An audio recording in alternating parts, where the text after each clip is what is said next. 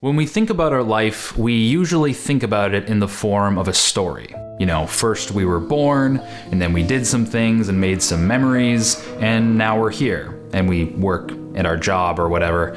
But in the future, we plan on doing more things, seeing the world maybe, and saving up enough money for a enjoyable retirement. We all tend to view our lives in a sort of narrative structure like this, with a beginning, a middle, and an eventual end. Which kind of makes sense because by reflecting on the past, it helps us make sense of where we are now, and by having hopes and dreams for the future, it gives us something to look forward to, something to plan towards, and if we currently don't like our present situation, we can place our pains and frustrations on the hope of a better tomorrow. But if you think about what it feels like to actually live life, like what it feels like on a day-to-day basis, it feels completely different. We kind of just wake up, we feel kind of groggy, we stumble downstairs, get the coffee, hop in the shower, and get dressed before getting in the car to get that bread. And after you get that bread, you get more bread at McDonald's because you have an addiction. And then you come home, usually pretty tired, and you veg out and watch Netflix or whatever you do until you go to bed. This is what living life usually feels like to most people most of the time. Life in general is usually pretty normal. You do the things that you do every day, you kind of have a routine or a pattern you stick to, and life usually isn't super inspiring or mind-blowing. It's just sort of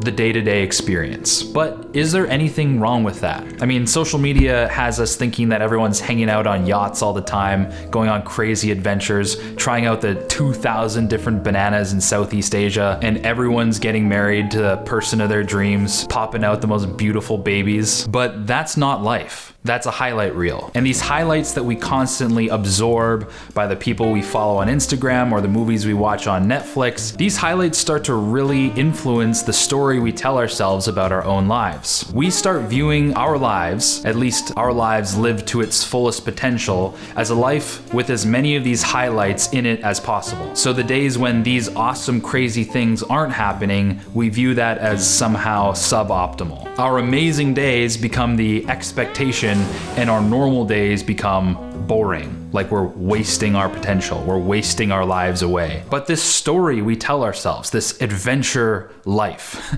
no one's life is like this. Not Dwayne Johnson, not Elon Musk. Sure, these guys are doing some really cool, important things more often than we are, but still the majority of their lives, they just sort of wake up, they do a bunch of things they don't want to do, they're grinding it out, they're working hard, they're often really frustrated or stressed out. They still poop, they still have to eat, Most of their lives exists in this sort of day-to-day monotony. They're experiencing life in the exact same way that you are. Except when Elon Musk is fantasizing about escaping the day-to-day grind and taking a vacation, instead of the Bahamas, he's thinking Mars. Assuming you get 8 hours of sleep every night, which I'm sure you do, you only have about 16 hours to live, because you only experience life one day at a time. That little section of time between lifting your head off the pillow and putting it back down again, and all that stuff in between that seems kind of normal and kind of inconsequential, that's all life is. It's just that thing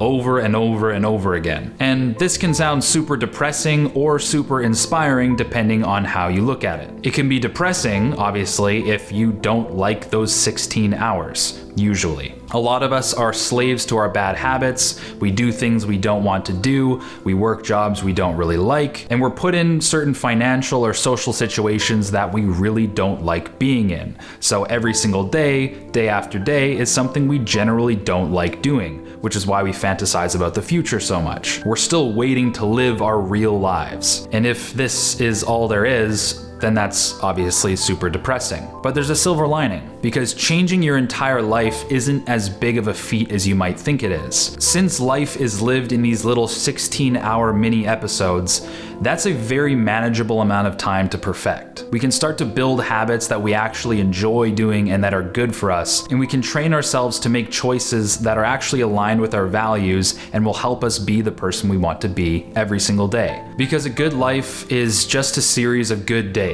Not necessarily days where everything went our way and nothing nothing was difficult or stressful, but days where our system was running. We gave life a good shot, we made choices that are aligned with our values, and we did the little things that make us happy. Maybe that's having a good conversation with a friend, or putting a little extra effort into cooking so you eat something kind of memorable and that you're proud of. Maybe that's developing one positive habit at a time so that the things that keep you grounded and happy and your mood elevated start to become things that you do automatically. Viewing life on a micro scale like this also adds clarity to the little choices we make throughout the day. If you've always wanted to be a more social person, then that means saying yes to beers with the boys today when you get the invitation. And if you're constantly fantasizing about being a more fit person, that means going to the gym today, because your life is today. That's all it is. It's just today repeated.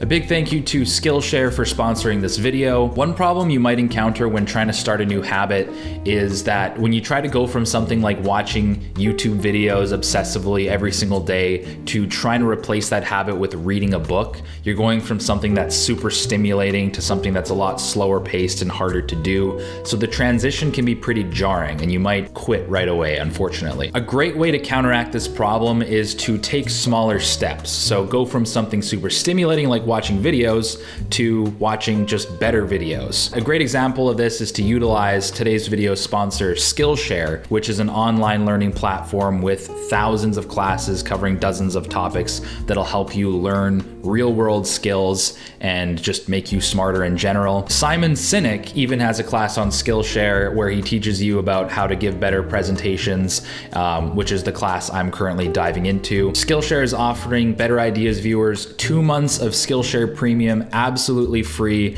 which means that right now when you click the link in the description, you have access to every single class on Skillshare, including Simon Sinek's awesome presentation class. And after your free trial expires, Skillshare is still super affordable. If you choose their annual membership, the monthly hit is less than $10 a month. So kind of a no-brainer. So click that link below and get access to the thousands of classes that are on Skillshare. Expand your mind, make yourself smarter, and have a great time. If you like this video, make sure to hit like, because when you hit like, the algorithm does fancy things and my bald head appears in people's homepages.